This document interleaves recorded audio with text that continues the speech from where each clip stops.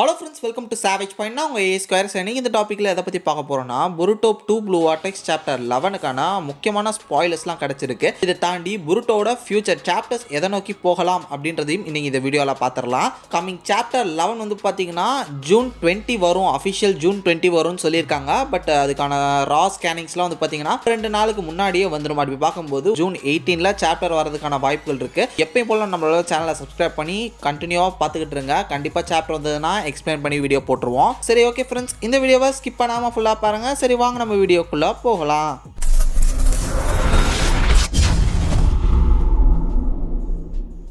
So first ஸ்பாய்லர்ஸை பார்க்க போகிறதுக்கு முன்னாடி ஒரு சில விஷயங்களை கிளியர் பண்ணிக்கிறேன். போன ப்ரிடிக்ஷன் வீடியோவில் வந்து பார்த்தீங்கன்னா நீங்கள் கேட்டிருக்கக்கூடிய கேள்விகளுக்கு நான் லைட்டாக கிளியர் பண்ணியிருந்தேன். லைக் நிறைய பேர் நான் கேட்டிருந்தீங்கன்னா ஈனோஜின் செத்துருவாரா, ஏன்னா இப்போ அவர் வந்து ரொம்பவே கிரிட்டிக்கலான ஒரு பொசிஷனில் இருக்கார், அவர் உயிர் பொழப்பாரா மாட்டாரான்னு கேட்டிருந்தீங்க. அதை நான் போன வீடியோவில் ஆன்சர் பண்ணியிருந்தேன். இப்போ ஹீமாவரி ஜிஞ்சுரிக்கி ஃபார்முக்கு வந்து போயிருக்காங்க. லைக் குராமாவோட ஹெல்ப் மூலமாக அவங்க வந்து ஒரு பவர்ஃபுல்லான ஒரு ஸ்டேஜுக்கு இப்போ போயிருக்காங்க. இதை தாண்டி நருட்டோவோட ஃப்ராக்மெண்ட்டும் அவங்கள்ட்ட இருக்குது அப்படின்ற மாதிரி இப்போ கதைகளை மென்ஷன் பண்ணுறாங்க. அப்படி பார்க்கும்போது இவங்களாலே கூட ஈனோஜினை ரெக்கவர் பண்ண வைக்கலாம். ஸோ அந்த ஒரு பவர், அந்த ஹீலிங் பவர் இவங்ககிட்ட இருக்கலாம் அப்படின்ற மாதிரி காட்டலாம். இல்லை அப்படின்னா சாக்குராவே வரதுக்கான வாய்ப்புகள் இருக்கு அப்படின்ற விஷயத்த நான் சொல்லி கிளியர் பண்ணியிருந்தேன். அதுதான் வந்து பார்த்தீங்கன்னா இப்போ கம்மிங் சாப்டரில் நடக்கலாம் அப்படின்றதுக்கான ஒரு நம்பிக்கையும் கொடுத்துருக்கு. நான் ஆல்ரெடி சொல்லியிருப்பேன், சாப்டர் 11 வந்து பார்த்தீங்கன்னா 2 கதையை ஃபோக்கஸ் பண்ணி போவோம். பேரலாக 2 பேட்டில் நோக்கி போகுது. ஒன்று ஹீமாவாரி ஜூரா, இன்னொன்று வந்து பார்த்தீங்கன்னா ஹிடாரி வெர்சஸ் சாரடா. சாப்டர் 11 தான் வந்து பார்த்தீங்கன்னா ஜூரா வெர்சஸ் ஹீமாவாரி ஃபைட் வந்து ஸ்டார்ட் ஆக போகுது. பிகாஸ் இப்போ தான் அவங்க வந்து பவர்ஃபுல்லான அந்த குராமா மோடுக்கு போயிருக்காங்க. அது வந்து பேரியன் மோடுன்னு ஒரு பக்கம் ஃபேன்ஸால் சொல்லப்படுது. மறுபக்கம் வந்து பார்த்தீங்கன்னா இது வந்து பேஸ் ஃபார்ம் தான். நம்ம ஸ்டார்டிங்கில் நருட்டோ எப்படி ஒரு 2 டெயில் 3 டெயில் அந்த ஒரு டைப்பில் போவார், ஒரு கிளாக் மோடு, அது மாதிரியான ஒரு மோடு தான் அப்படின்ற மாதிரி மறுபக்கம் சொல்லப்படுது. அது என்ன பவர், அது எந்த ஒரு மோடுக்கு போகிறாங்க அப்படின்றத வந்து கம்மிங் சாப்டர் பார்த்தா நமக்கு தெரிஞ்சிடும். இப்போ தான் வந்து பார்த்தீங்கன்னா இந்த சாப்டர் 11ல் ஜூராக்கும் நம்ம ஹீமாவாரிக்கும் சண்டை ஆரம்பிக்க போகுது. இங்கே பேரலாக வந்து பார்த்தீங்கன்னா சாரடாக்கும் ஹிடாரிக்கும் ஃபைட்டு ஸ்டார்ட் ஆயிடுச்சு. அந்த ஒரு பேட்டில் நடக்கிற இடத்துல நம்ம கொனஹமாரு சென்சேயுமே இருக்காரு, கூடவே நிறைய ஷினோபிஸும் இருக்காங்க. அப்படி பார்க்கும்போது சாரடாக்கு ஒரு இடத்துல ஹெல்ப்ஃபுல்லான ஷினோபிஸ் இருக்காங்க கூட அசிஸ்ட் பண்றதுக்கு. பட் இங்க ஹீமாவரியோட நிலைமை தான் கொஞ்சம் கஷ்டமான நிலைமையா இருக்கு. ஏன்னா அவங்களோட அந்த டீம் 10 பார்ட்னர்ஸ் எல்லாமே இப்ப காயப்பட்டிருக்காங்க. உடனடியாக இங்க பேக்கப் ஹெல்ப் தேவை. அந்த ஒரு விதத்துல இந்த ஒரு பேட்டில் கூடி சீக்கிரமே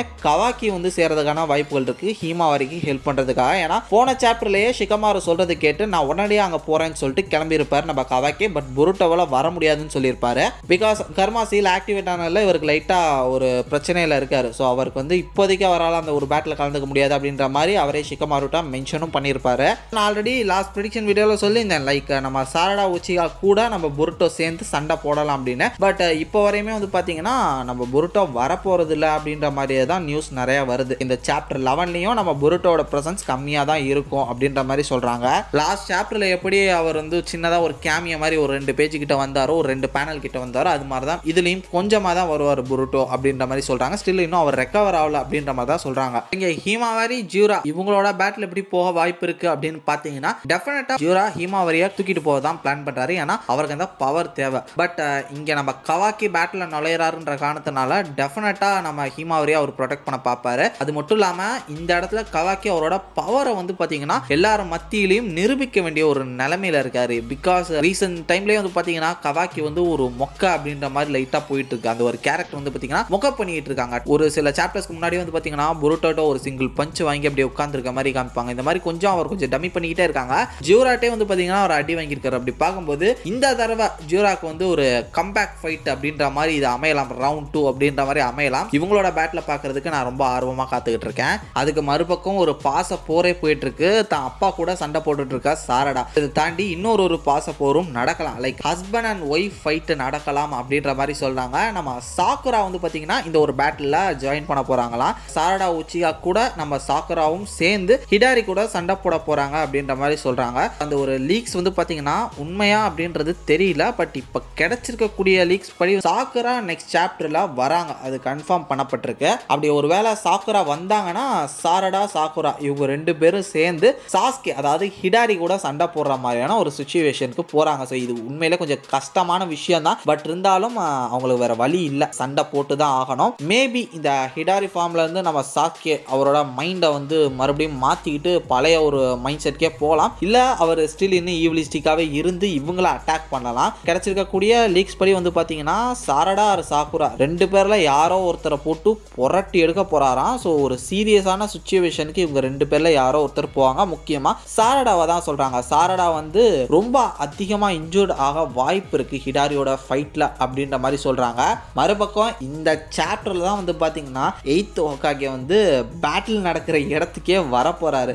இவ்வளோ நேரம் அந்த ரூம்லேயே உட்காந்து ஜஸ்ட் நியூஸ் என்னன்றதை மட்டும் கேட்டுட்டு இருந்த ஹோக்காகே இப்போ தான் ஃபைனலாக பேட்டிலுக்கே வர போகிறாரு நம்ம ஷிகாமாரோ. பட் வந்திருக்கிறவரு சும்மா வந்திருக்க மாட்டார். பிகாஸ் ஷிகாமாரோ பற்றி நம்ம எல்லாருக்குமே தெரியும். அவர் ஒன்ஸ் ஃபைட்டுக்குள்ளே இறங்க மாட்டார். ஆனால் இறங்கிட்டாரு அப்படின்னா டெஃபினட்டாக ஜெயிச்சிருவார். ஏன்னா அவர் ஒரு பேட்டில் இறங்குறாரு அப்படின்னா கண்மூடித்தனமாக இறங்க மாட்டார். டெஃபினட்டாக ஒரு பேக்கப் பிளான் ஏ பிளான் பின்னு நிறைய பிளான்ஸை போட்டு பக்காவான ஒரு மைண்ட் செட்டில் தான் இறங்குவார். அப்படி பார்க்கும்போது டெஃபினட்டாக அவர்கிட்ட ஒரு பிளான் இருக்கலாம் நம்ம ஜீராவை டிஃபீட் பண்ணுறதுக்காக. நம்ம ஷிகாமாரும் வந்து என்ன பண்ண போகிறாருன்றதை நம்ம வெயிட் பண்ணி பார்ப்போம். இதை தாண்டி நிறைய பேர் என்ன கேட்குறாங்கன்னா காஷின் கோஜி என்ன ஆனார், நம்ம பொருட்டோ இங்கே வந்துட்டாரு, அப்போது அவர் என்ன பண்ணுறாரு அப்படின்ற மாதிரி கேட்குறாங்க. மேபி அவர் அந்த ஹைட் அவுட்ல இருக்கலாம், இல்லை அவர் வந்து பார்த்தீங்கன்னா மவுண்ட் பயோபுக்கு போயிருக்கலாம். ஸோ அங்கே ஏதோ ஒரு பிளான் பண்ணுறதுக்காக போயிருக்காரு. சம் கைண்ட் ஆஃப் பேக்கப்போட அவர் வரலாம். காஷின் கோஜி என்ன பண்ணுறாருன்றதை வெயிட் பண்ணி பார்க்கணும். ஸோ டெஃபினட்டாக அவருமே வந்து பார்த்தீங்கன்னா ஒரு பிளானோட தான் இருக்காரு. அவருக்கும் புருட்டோக்கும் வந்து பார்த்தீங்கன்னா ஒரு நல்ல ஸ்ட்ராட்டஜி இருக்குது. இப்போதைக்கு புருட்டோ கூட யாரும் இல்லை, ஜஸ்ட் ஷிகாமார் மட்டும்தான் இருக்காரு. கம்மிங் சாப்டர்ல புருட்டோ என்ன பண்ண போறாரு,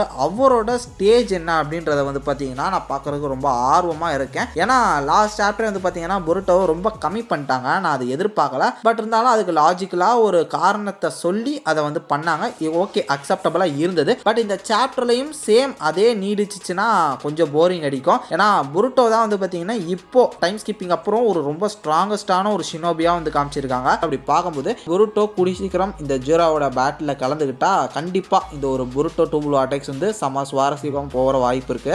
சரி, okay, June 18 or 17 summary or sneak peek கண்டிப்பாக வந்துடும். இப்போலாம் ஸ்னீக் பீக்ஸ் அண்ட் சம்மரியே வந்து பார்த்தீங்கன்னா அஃபிஷியலாக கொடுத்துட்றாங்க சாப்டர் வரதுக்கு ஒரு 4-5 நாளைக்கு முன்னாடி. அதனால வந்துச்சுன்னா டெஃபினட்டாக அதையும் நம்ம வந்து எடுத்து பேசுவோம். ஸோ அதனால் எப்பயுமே ஸ்டேட்மெண்ட்டாக இருக்குன்னு ஆல்ரெடி சொன்ன மாதிரி. தென் இந்த சாப்டர் 11க்கான உங்களோட தாட்ஸ் அண்ட் வியூஸ் என்ன, உங்களோட கொஸ்டின்ஸ் என்ன, இதையும் மறக்காம கீழே கமெண்ட் செக்ஷனில் மென்ஷன் பண்ணுங்க. ஸோ அதை பற்றி பேசலாம். கூடி சீக்கிரம் ஒரு லைவ் வரலாம் அப்படின்னு இருக்கேன் கமிங் சண்டே. அந்த சண்டேல வந்து பார்த்தீங்கன்னா நிறைய விஷயங்கள் நம்ம டிஸ்கஸ் பண்ணலாம். சரியா? ஓகே ஃப்ரெண்ட்ஸ், அடுத்த ஒரு இன்ட்ரெஸ்டிங்கான வீடியோவில் நாளைக்கு வந்து உங்களை மீட் பண்ணுறது. அது வரையும் tata bye bye, take care from A Square.